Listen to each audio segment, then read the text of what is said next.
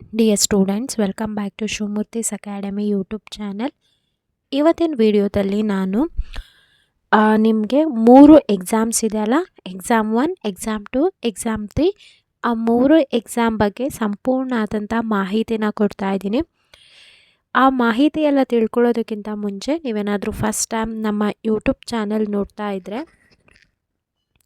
ಈ ಕೂಡಲೇ ಚಾನಲ್ಗೆ ಸಬ್ಸ್ಕ್ರೈಬ್ ಆಗಿ ಪಕ್ಕದಲ್ಲಿರೋ ಬೆಲ್ ಐಕನ್ನ ಕ್ಲಿಕ್ ಮಾಡಿ ಆಲ್ ನೋಟಿಫಿಕೇಷನ್ ಆನ್ ಮಾಡ್ಕೊಳ್ಳೋದ್ರಿಂದ ನಾನು ಅಪ್ಲೋಡ್ ಮಾಡೋ ಎಲ್ಲ ವೀಡಿಯೋಸು ನಿಮಗೆ ನೋಟಿಫಿಕೇಷನ್ ಮುಖಾಂತರ ಸಿಗುತ್ತೆ. ಹಾಗೆ ನೀವು ನಮ್ಮನ್ನು ಇನ್ಸ್ಟಾಗ್ರಾಮ್, ಟೆಲಿಗ್ರಾಮ್ ಹಾಗೆ ವಾಟ್ಸಪ್ಪಲ್ಲಿ ಕೂಡ ಫಾಲೋ ಮಾಡ್ಬೋದು. ಆ ಚಾನಲ್ ಲಿಂಕು ಡಿಸ್ಕ್ರಿಪ್ಷನಲ್ಲಿ ಪ್ರೊವೈಡ್ ಮಾಡಿರ್ತೀನಿ, ಒಮ್ಮೆ ಚೆಕ್ ಮಾಡಿ. ಇವಾಗ exam 1 second PUC final exam 1 time table already release ಮಾಡಿದ್ದಾರೆ PU ಡಿಪಾರ್ಟ್ಮೆಂಟ್ ಕಡೆಯಿಂದ. ಆ ಒಂದು ಎಕ್ಸಾಮ್ ಟೈಮ್ ಟೇಬಲ್ ಕೂಡ ನಿಮ್ಮ ಹತ್ರ ಇದೆ, ಯಾವ್ಯಾವ ದಿನ ಯಾವ್ಯಾವ ಎಕ್ಸಾಮ್ಸ್ ನಡೆಯುತ್ತೆ ಅಂತ ಹೇಳಿ. ಮಾರ್ಚ್ 1ನೇ ತಾರೀಕಿಂದ ನಿಮಗೆ ಎಕ್ಸಾಮ್ 1 ಶುರು ಆಗುತ್ತೆ. ಎಕ್ಸಾಮ್ 2, ಎಕ್ಸಾಮ್ 3 ಯಾವಾಗ ಶುರು ಆಗುತ್ತೆ ಮ್ಯಾಮ್ ಅಂತ ಅಂದರೆ, ಎಕ್ಸಾಮ್ 2 ನಿಮಗೆ ಏಪ್ರಿಲ್, ಮೇ ಆ ಒಂದು ಟೈಮಲ್ಲಿ ಶುರುವಾಗುತ್ತೆ.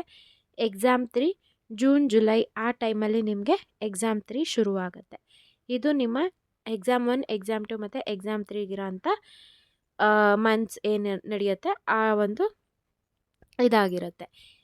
ಇವಾಗ most of the students supplementary exam ಇಲ್ಲ ಅಂತ ಇದು ಮಾಡ್ತಾ ಇದ್ದಾರೆ. ಮೀನ್ಸ್ ಈಗ ನಾವು ಸೆಕೆಂಡ್ PU ಎಕ್ಸಾಮ್ನಲ್ಲಿ ಫೇಲ್ ಆದರೆ ಯಾವ ರೀತಿಯಾಗಿ ಪಾಸ್ ಆಗಬೇಕು ಅಂತ ಆ ಒಂದು ನಿಮ್ಮ ಡೌಟ್ಗೆ ಸಂಪೂರ್ಣ ಆದಂಥ ಮಾಹಿತಿನ ನಾನು ಆಲ್ರೆಡಿ ಅಪ್ಲೋಡ್ ಮಾಡಿದ್ದೀನಿ. ಆ ಒಂದು ವಿಡಿಯೋ ಲಿಂಕು ಈ ವಿಡಿಯೋ ಕೆಳಗೆ ಅಂದರೆ ಡಿಸ್ಕ್ರಿಪ್ಷನಲ್ಲಿ ಕೊಟ್ಟಿರ್ತೀನಿ. ಆ ವಿಡಿಯೋ ಸಂಪೂರ್ಣವಾಗಿ ನೋಡಿ, ನಿಮ್ಮ ಒಂದು ಡೌಟು ಕ್ಲಿಯರ್ ಆಗುತ್ತೆ.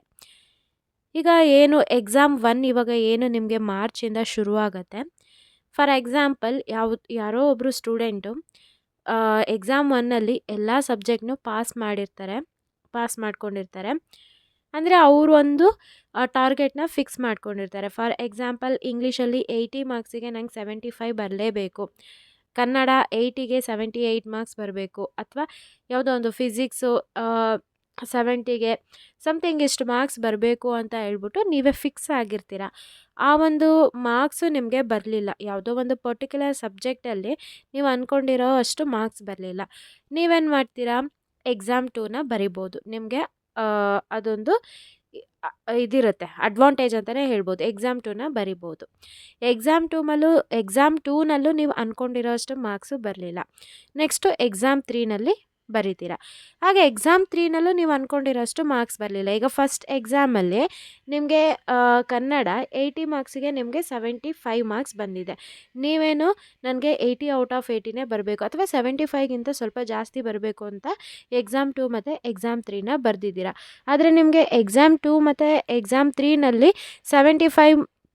75 ಮಾರ್ಕ್ಸ್ಗಿಂತ ಜಾಸ್ತಿ ಹೋಗಲೇ ಇಲ್ಲ, 70 ಮಾರ್ಕ್ಸು ಬಂದ್ಬಿಡ್ತು. ಆವಾಗ ಏನು ಮಾಡೋದು, ಅಯ್ಯೋ ನಾನು ಫಸ್ಟ್ ಎಕ್ಸಾಮಲ್ಲೇ ನನಗೆ 75 ಮಾರ್ಕ್ಸ್ ಬಂದಿತ್ತು, ಸುಮ್ಮನೆ ನಾನು ಮಾರ್ಕ್ಸ್ ಇಂಪ್ರೂವ್ಮೆಂಟ್ ಅಂತ ಅಂದ್ಕೊಂಡು ಸೆಕೆಂಡ್ ಎಕ್ಸಾಮ್ ಬರೆದೆ, ಥರ್ಡ್ ಎಕ್ಸಾಮ್ ಬರೆದೆ, ಮಾರ್ಕ್ಸೇ ಇಂಪ್ರೂವ್ ಆಗಲಿಲ್ಲ, ಈಗ ಮತ್ತೆ ನನ್ನ ಮಾರ್ಕ್ಸ್ ಕಾರ್ಡಲ್ಲಿ ಕಮ್ಮಿ ಬಂದಿರೋ ಮಾರ್ಕ್ಸ್ ಬಂದ್ಬಿಡುತ್ತಾ ಅಂತ ನಿಮ್ಮ ಮೈಂಡಲ್ಲಿ ಏನಾದರೂ ಇದ್ದರೆ, ಇಲ್ಲ, ನೀವೇನು 3 ಎಕ್ಸಾಮ್ನ ಬರೆದಿರ್ತೀರ ಮಾರ್ಕ್ಸ್ ಇಂಪ್ರೂವ್ಮೆಂಟ್ಗೋಸ್ಕರ, ಆ 3 ಎಕ್ಸಾಮಲ್ಲಿ ನೋಡ್ತಾರೆ. ಅಂದರೆ ನೀವು 3 ಎಕ್ಸಾಮ್ ಬರೆದಿರ್ತೀರ ಅಥವಾ ಎಕ್ಸಾಮ್ 2 ಬರೆದಿರ್ತೀರ, ನಿಮ್ಮ ಮೇಲೆ ಡಿಪೆಂಡ್ ಆಗಿರುತ್ತೆ.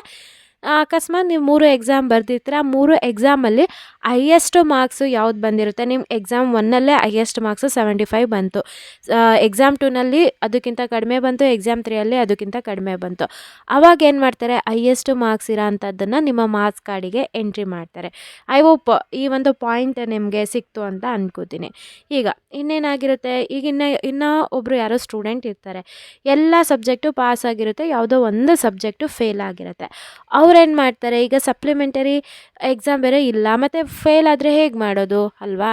ಇವಾಗ ಯಾವುದೋ ಒಂದು ಸಬ್ಜೆಕ್ಟು ಫೇಲ್ ಆಗಿರುತ್ತೆ, ಅವರು ಎಕ್ಸಾಮ್ 2ನಲ್ಲಿ ಬರೀತಾರೆ, ಎಕ್ಸಾಮ್ 2ಅಲ್ಲಿ ಬರೆದಾಗಲೂ ಫೇಲ್ ಆಗುತ್ತೆ, ಎಕ್ಸಾಮ್ 3 ಬರೀತಾರೆ, ಎಕ್ಸಾಮ್ 3ಅಲ್ಲಿ ಅಟ್ಮೋಸ್ಟ್ ನೀವು ಕ್ಲಿಯರ್ ಮಾಡ್ಕೊಳ್ಳೇಬೇಕಾಗತ್ತೆ. ಮೀನ್ಸ್ ನೀವು ನೆಕ್ಸ್ಟು ಡಿಗ್ರಿಗೆ ಹೋಗಬೇಕು, ನೆಕ್ಸ್ಟು ಕೋರ್ಸ್ ತೊಗೋಬೇಕು ಅಂತಂದರೆ ನೀವು ಎಕ್ಸಾಮ್ 3 ಒಳಗಡೆ ಯಾವುದೇ ಒಂದು ಸಬ್ಜೆಕ್ಟ್ ಫೇಲ್ ಆಗಿದ್ರೂ ಆದಷ್ಟು ಕ್ಲಿಯರ್ ಮಾಡ್ಕೊಳ್ಳೋಕ್ಕೆ ಟ್ರೈ ಮಾಡಿ, ಓಕೆನಾ. ಎಕ್ಸಾಮ್ 3ನಲ್ಲಿ ಪಾಸ್ ಆದರೆ ಆ ಒಂದು ಮಾರ್ಕ್ಸ್ ಪಾಸ್ ಆಗಿರೋ ಮಾರ್ಕ್ಸ್ ಏನಿರುತ್ತೆ ಎಂಟರ್ ಮಾಡ್ತಾರೆ. ಐ ಹೋಪ್ ಎಲ್ಲ ಇನ್ಫಾರ್ಮೇಷನ್ ನಿಮಗೆ ಸಿಗ್ತಾ ಇದೆ ಅಂತ ಅನ್ಕೋತೀನಿ. ಇನ್ನೂ ಏನಾದರೂ ಡೌಟ್ ಇತ್ತು ಅಂತಂದರೆ ಕಮೆಂಟ್ ಸೆಕ್ಷನಲ್ಲಿ ತಿಳಿಸಿ. ಇನ್ನೇನು ಡೌಟ್ ಬರ್ಬೋದು ನಿಮಗೆ, ಮ್ಯಾಮ್ ನಾವೀಗ ಎಕ್ಸಾಮ್ 2 ಮತ್ತು ಎಕ್ಸಾಮ್ 3 ಬರೀಬೇಕು ಅಂತ ಇದ್ದೀವಿ ಫಾರ್ ದ ಮಾರ್ಕ್ಸ್ ಇಂಪ್ರೂವ್ಮೆಂಟ್, ಅಥವಾ ನಾನು ಈ ಸಬ್ಜೆಕ್ಟಲ್ಲಿ ಫೇಲ್ ಆಗಿದ್ದೀನಿ ಅಂತ. ಸೊ ಆ ಥರ ಏನಾದರೂ ನೀವು ಎಕ್ಸಾಮ್ 2 ಎಕ್ಸಾಮ್ 3 ಬರೀಬೇಕು ಅಂತಂದರೆ ನೀವು ನಿಮ್ಮ ಕಾಲೇಜ್ಗೆ ಹೋಗಿ ಅಲ್ಲಿ ಒಂದು ಅಪ್ಲಿಕೇಶನ್ ಇರುತ್ತೆ. ಆ ಅಪ್ಲಿಕೇಶನ್ನ ನೀವು ಫಿಲ್ ಮಾಡಿ ಅಲ್ಲಿ ಡಿಪಾರ್ಟ್ಮೆಂಟ್ ಅವ್ರಿಗೆ ನೀವು ಅಪ್ಡೇಟ್ ಮಾಡಬೇಕು. ನಾವು ಎಕ್ಸಾಮ್ 2ನ ಇಂಥ ಸಬ್ಜೆಕ್ಟಿಗೆ ನಾವು ಎಕ್ಸಾಮ್ 2ನ ತಗೋತಾ ಇದ್ದೀವಿ ಅಂತ ಹೇಳ್ಬಿಟ್ಟು. ಸೊ ಎಕ್ಸಾಮ್ 3ಗೂ ನೀವು ಇದೇ ರೀತಿಯಾಗಿ ಮಾಡಬೇಕಾಗುತ್ತೆ. ಕಾಲೇಜ್ಗೆ ಹೋಗಿ ಸೊ ಅಲ್ಲೊಂದು ಪ್ರೊಸೀಜರ್ ಇರುತ್ತೆ, ಅದನ್ನು ನೀವು ಕಂಪ್ಲೀಟ್ ಮಾಡಿ ಮೀನ್ಸ್ ಅಪ್ಲಿಕೇಶನ್ ಹಾಕಿ ನೀವು ಎಕ್ಸಾಮ್ ಬರಿಬೇಕಾಗತ್ತೆ. ಓಕೆನಾ? ಸೊ ನೀವೇನು ಮಾಡಬೇಕು, ಆದಷ್ಟು ನೀವು ಎಕ್ಸಾಮ್ 1 ಏನಿದೆ ಎಕ್ಸಾಮ್ 1ನಲ್ಲೇ ನೀವು ಕ್ಲಿಯರ್ ಮಾಡ್ಕೊಳ್ಳೋದಕ್ಕೆ ಟ್ರೈ ಮಾಡಿ. ಎಕ್ಸಾಮ್ 2 ಎಕ್ಸಾಮ್ 3ಗೆಲ್ಲ ಹೋಗಬೇಡಿ. ತುಂಬ ಅವಶ್ಯಕತೆ ಇತ್ತು, ಇನ್ನೂ ಮಾರ್ಕ್ಸ್ ಬೇಕು ಅನ್ನೋರು ಎಕ್ಸಾಮ್ 2 ಎಕ್ಸಾಮ್ 3ಗೆ ಹೋಗಿ. ಸೊ ನಿಮ್ಮ ಫಸ್ಟ್ ಕಾನ್ಸಂಟ್ರೇಷನ್ ಏನಿರಬೇಕು, ಎಕ್ಸಾಮ್ 1ನಲ್ಲೇ ನಾನು ಅಂದ್ಕೊಂಡಿರೋ ಅಷ್ಟು ಮಾರ್ಕ್ಸು ಎಲ್ಲ ಸಬ್ಜೆಕ್ಟಲ್ಲೂ ಬರಬೇಕು, ನಾನು ಅಂದ್ಕೊಂಡಿರೋ ಅಷ್ಟು ಪರ್ಸೆಂಟೇಜು ಬರಬೇಕು ಅಂತ ಹೇಳ್ಬಿಟ್ಟು ನಿಮ್ಮ ಮೈಂಡ್ ಸೆಟ್ನ ಫಿಕ್ಸ್ ಮಾಡಿಕೊಂಡು ಇವಾಗಿಂದ ಓದೋದಕ್ಕೆ ಶುರು ಮಾಡಿ. ನಿಮ್ಮ ಎಕ್ಸಾಮ್ಗಾಗಿರ್ಬೋದು ಮತ್ತು ಯಾವ ರೀತಿಯಾಗಿ ಪ್ರಿಪೇರ್ ಆಗಬೇಕು ಪ್ರತಿಯೊಂದು ವೀಡಿಯೋಸ್ನ ಅಪ್ಲೋಡ್ ಮಾಡಿದ್ದೀನಿ. ಆ ಎಲ್ಲ ವೀಡಿಯೋಸ್ ಲಿಂಕ್ ಡಿಸ್ಕ್ರಿಪ್ಷನಲ್ಲಿ ಕೊಟ್ಟಿರ್ತೀನಿ. ಪ್ರತಿಯೊಂದು ಚೆಕ್ ಮಾಡಿ. ಆ ಎಲ್ಲ ವೀಡಿಯೋಸು ನಿಮ್ಮ ಫೈನಲ್ ಎಕ್ಸಾಮ್ಗೆ ತುಂಬಾ ಮುಖ್ಯವಾಗುತ್ತೆ. ನೀವಿನ್ನೂ ಚಾನಲ್ಗೆ ಸಬ್ಸ್ಕ್ರೈಬ್ ಆಗದಲ್ಲೇ ವೀಡಿಯೋ ನೋಡ್ತಾ ಇದ್ದರೆ ಈ ಕೂಡಲೇ ಸಬ್ಸ್ಕ್ರೈಬ್ ಆಗಿ. ಯಾಕಂತಂದರೆ ಪ್ರತಿನಿತ್ಯ ಈ ರೀತಿಯಾದಂಥ ವೀಡಿಯೋಸ್ ಬರ್ತಾ ಇರುತ್ತೆ. ಆ ವೀಡಿಯೋಸ್ ಎಲ್ಲ ನಿಮ್ಮ ಎಕ್ಸಾಮ್ಗೆ ತುಂಬಾ ಮುಖ್ಯವಾಗಿರುತ್ತೆ. ಹಾಗೆ ಈ ವಿಡಿಯೋನ ನಿಮ್ಮ ಫ್ರೆಂಡ್ ಸರ್ಕಲ್ನಲ್ಲಿ ಆದಷ್ಟು ಶೇರ್ ಮಾಡ್ಕೊಳ್ಳಿ. ಪ್ರತಿಯೊಬ್ಬರು ಈ ಒಂದು ಅಪ್ಡೇಟ್ನ ಅವರು ಕೂಡ ತಿಳ್ಕೊಂಡಿರಲಿ. ಯಾರೆಲ್ಲ ನನ್ನ ಚಾನಲ್ಗೆ ಸಬ್ಸ್ಕ್ರೈಬ್ ಆಗಿದ್ದೀರಾ ಎಲ್ರಿಗೂ ಕೂಡ ನಾನು ಧನ್ಯವಾದ ಹೇಳೋದಕ್ಕೆ ಇಷ್ಟಪಡ್ತೀನಿ. Thank you.